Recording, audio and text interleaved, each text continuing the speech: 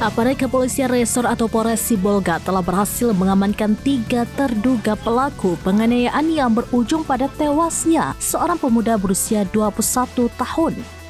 Momen penangkapan para pelaku bahkan sempat terekam dalam sebuah video dan beredar luas di media sosial. Dalam tayangan video tersebut tampak sejumlah personel polisi terlihat melakukan proses penangkapan. Salah satu pelaku terlihat diborgol dan dikelilingi banyak orang. 2 pelaku lain juga diamankan dalam kondisi tangan terborgol di belakang tubuh mereka. Proses penangkapan berlangsung cepat dan tegas. Para pelaku langsung dibawa ke mobil polisi setelah borgolnya sempat dilepas sebentar untuk mempermudah proses pemindahan. Sejumlah warga yang menyaksikan turut mengamati penangkapan dengan seksama. Hingga berita ini diturunkan, polisi masih mengejar pelaku lainnya yang diduga terlibat namun belum berhasil ditangkap.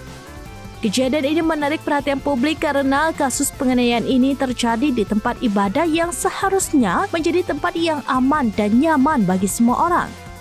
Keluarga korban pun menuntut keadilan atas peristiwa ini dengan harapan pelaku dapat dihukum seberat-beratnya.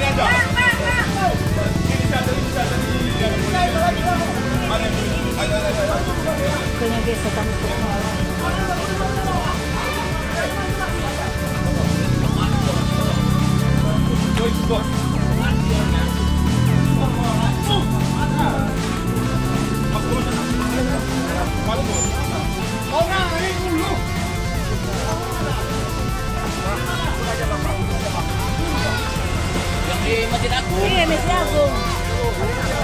Ada kalangan Masjid Agung. Kapan? Kapatan di Gunung Sidang. Ini dapat. Ikut pelakunya. Orang kalangan laki-laki itu. Download Tribun X sekarang. Menghadirkan lokal menjadi Indonesia.